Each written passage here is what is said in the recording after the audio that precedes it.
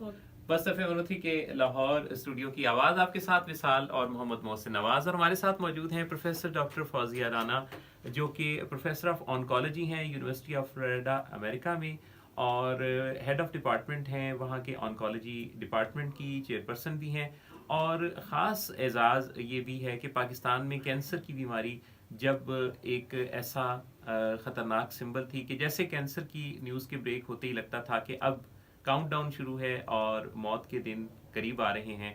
उस वक्त Shaukat Khanam cancer hospital का लाहौर में जब आगाज़ हुआ तो उसकी पहली डॉक्टर भी थी, पहले पेशेंट को इन्होंने देखा और हेड ऑफ डिपार्टमेंट थी। और प्रोफेसर डॉक्टर फौजिया राना ये बताती हैं कि इमरान खान ने तो इसे बनाने का ख्वाब देखा, लेकिन मरीज़ों को शिफायाबी की तरफ रास्ता दिखाने का ख्वाब इनका था।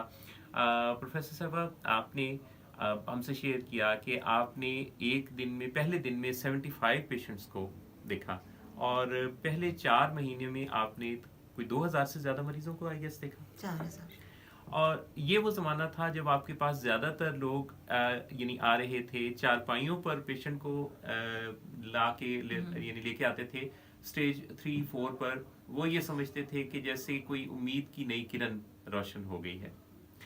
तब से लेके अब तक आपने देखा है कि कैंसर की बीमारी में बहुत सारी डेवलपमेंट्स लास्ट 25 इयर्स में हुई हैं। तो आप हमारे लिसनर्स को और ऑडियंस जो इस वक्त सोशल मीडिया पे आपको देख रहे हैं, क्या कहना चाहेंगी कि कैंसर की बीमारी का डायग्नोसिस मिलने के फ़ौरन बाद वो अपने एहसासात को, अपनी फीलिंग्स को कैसे संभालें? क्योंकि दिल तो टूट जाता है, अचानक एक डिप्रेसिव माहौल घर में आता है जब खबर मिलती है कि किसी के घर में कोई फर्द, कोई प्यारा कैंसर की बीमारी में मुब्तला है। यानी इसका खौफ जो है ना वो स्टिल अभी तक सबके ऊपर होता है। और आपने चूंकि पाकिस्तान में ही नहीं, अफ्रीका में, ऑस्ट्रेलिया में भी विजिटिंग प्रोफेसर के तौर पे भी आपने काम किया है, तो आपने एक बहुत बड़ा नंबर ऑफ पेशेंट देखा है और उनकी जिंदगियां बचाने में फिर अपना रोल भी अदा किया है। तो ओवरऑल इस बारे में आपका विजन क्या है, लोगों से आप क्या शेयर करना चाहेंगे? बिस्मिल्लाहिर्रहमानिर्रहीम। जब से मैं पेशेंट देखती हूँ तो मैं उनको ये बात बताती हूँ कि 90% ब्रेस्ट कैंसर जो है वो क्योर हो जाता है। अच्छा। 10% जो रह जाता है उसके लिए भी ट्रीटमेंट ऑप्शंस अवेलेबल हैं। आप वो बीमारी क्रॉनिक बन जाती है। जैसे अगर आप कहें कि आपको हाई ब्लड प्रेशर है जी, जी। या आपको डायबिटीज़ है या आपको रीनल फेलियर है, आपको दवाई लेनी पड़ती है। बिल्कुल एडिक्शन की बीमारी में भी ऐसे ही है। आपको दवाई लेनी पड़ती है। जी, जी। तो इसी तरह कैंसर में भी आपको दवाई लेनी पड़ती है। आपको मैं बताऊं कि कैंसर की लैंडस्केप चेंज हो गई है। जो कीमोथेरेपी थी ना, जिस कीमोथेरेपी जो कि टॉक्सिक केमिकल्स थे, जी जी, अब इतनी टारगेटेड ट्रीटमेंट हो गई है, इतनी टारगेटेड ट्रीटमेंट हो गई है कि जो एक कैंसर मैं आपको नाम बताती हूँ, ये बहुत से ऐसे कैंसर हैं जो क्योरेबल कैंसर हैं, ठीक है, और जो सिर्फ पिल से ट्रीट हो जाते हैं। वो है क्रॉनिक माइलोजेनस ल्यूकीमिया। उसमें जो उसका क्रोमोसोम शिफ्ट होता है ना, वो वापस आ जाता है एक पिल से, उसकी लाइफ एक्सपेक्टेंसी नॉर्मल हो जाती है। यानी ये आप एक बड़ी खास बात कह रही हैं कि कैंसर का मतलब कीमोथेरेपी ही ट्रीटमेंट नहीं है। नहीं है, बिल्कुल सही है। इम्यूनोथेरेपी है, टारगेटेड थेरेपी है। उसकी जो जैसे फिलाडेल्फिया क्रोमोसोम CML की बात कर रही हूँ, जैसे HER2 पॉजिटिव ब्रेस्ट कैंसर की बात कर रही हूँ। HER2 के लिए आपके पास डायरेक्ट उसको टारगेट कर देती है ट्रीटमेंट कि तुम यहीं रुक जाओ। मैं आपको बताऊँ, stage 4 HER2 positive breast cancer, not even in Pakistan, America, other areas in the world. मेरे पास HIV की पेशेंट थी, मैंने उसको बहुत एडवांस कैंसर के साथ आई, तो मैंने उसको ट्रीटमेंट दी कीमोथेरेपी की, फिर उसकी सर्जरी हुई, फिर उसके बाद उसका लिम्फ नोड बहुत बड़ा नेक में बन गया। फिर मैंने उसको ये HER2 की डबल टारगेटेड थेरेपी दी। तो 2 साल के बाद, मतलब उसका कैंसर ही नहीं था कहीं भी मिल रहा, ना लंग में था ना यहाँ था। मैंने पेट स्कैन इतने कराए, मैंने 3-4 के बाद मैंने उसको कहा क्या ख्याल है तुम्हारा, ख़त्म कर दें हम दवाई? अच्छा, हाँ, कहती हाँ ख़त्म कर दे, अब मेरे पास आती है, ठीक है वो। वाह। अच्छा डॉक्टर साहब, जो फैमिली में होता है, जैसे मदर को है, आगे फिर बेटी को भी होता है, और इस तरह से फैमिली में भी होता, तो जीन्स में होता है, और फिर उनको बहुत केयरफुली अपना ट्रीटमेंट में रहना चाहिए। जी देखिए, जो जीन एसोसिएटेड कैंसर है ना, BRCA1 BRCA2, वो तकरीबन 10% से कम लोगों में होता है। अच्छा, ठीक। बाकी जो कैंसर होता है फेमिलियल होता है, नॉट जेनेटिक। अच्छा, फेमिलियल। ठीक। आप क्या होता है आपके साथ, आपके अंदर एक हमारे अंदर जीन्स हर वक्त सेल ट्रांसफर मल्टीप्लिकेशन होती रहती है, राइट? तो अल्लाह का निज़ाम ऐसा है कि वो उसको कंट्रोल कर लेता है, यू नो, नहीं सुप्रेस कर लेता है। जी, जी। तो एक जीन थोड़ी सी डिफेक्ट होती है, उसका आपका सिस्टम जो है वो उसको कहता है चुप कर जाओ, बैठी रहो, कुछ नहीं करना, ठीक है? कोई हिट आती है, अच्छा, जैसे कि मे बी स्ट्रेस है, मे बी डाइट है, मे बी इन्वायरमेंट है, या कोई और रिस्क फैक्टर है, मतलब आप उसको डिफाइन नहीं कर सकते कि क्या है सेकंड रिस्क फैक्टर। तो जो आपका दूसरा क्रोमोसोम उसके साथ है ना, वो भी एबनॉर्मल हो जाता है। अच्छा। ट्यूमर सुप्रेसर जीन जो है ना, उसको वो अटैक कर लेता है, सही, ठीक है? सही। तो वो जब ट्यूमर सुप्रेसर जीन को अटैक कर लेता है तो फिर कैंसर कहता है ठीक है मैं ग्रो करता हूँ, ये तो मुझे कुछ भी नहीं कर रही, तो फिर अपनी सर्कुलेशन बना के वो ग्रो करना शुरू कर देता है। राइट।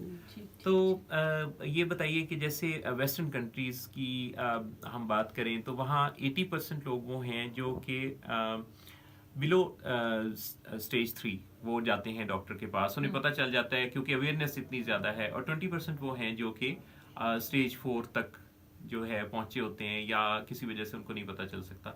पाकिस्तान में ओवरऑल आप 25 सालों का कोई नज़र रखे हुए हैं, देखती हैं यहाँ के लोगों में अवेयरनेस बढ़ी है?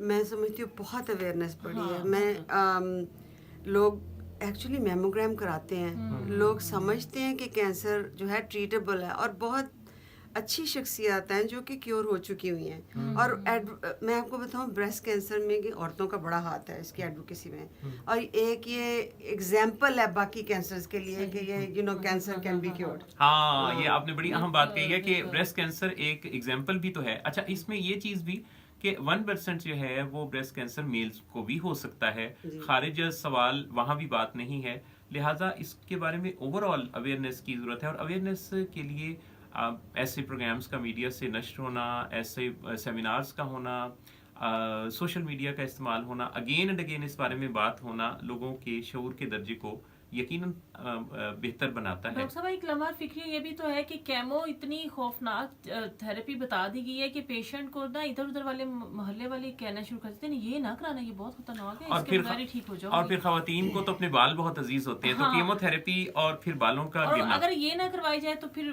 क्या कैंसर दोबारा से सर उठाता है?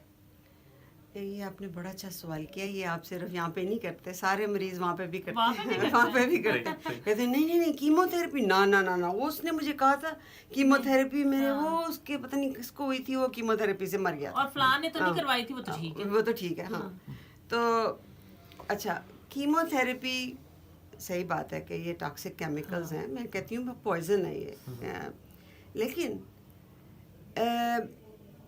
इसको देने का तरीका हमें आ गया है। ठीक ठीक ठीक। देने का तरीका, जो उसके साइड इफ़ेक्ट्स हैं, जैसे कि वॉमिटिंग होती है, नाजिया होता है, फटीग होती है, एनीमिया होता है, ये चीज़ें हम पहले से ही मॉनिटर कर लेते हैं। तो मेरे पेशेंट अमेरिका में फुल टाइम जॉब भी करते हैं कीमोथेरेपी लगवा के। Right right.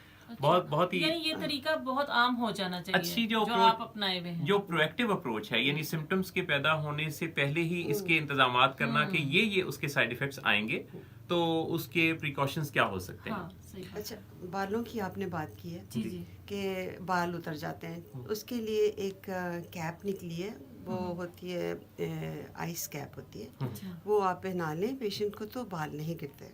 Right right.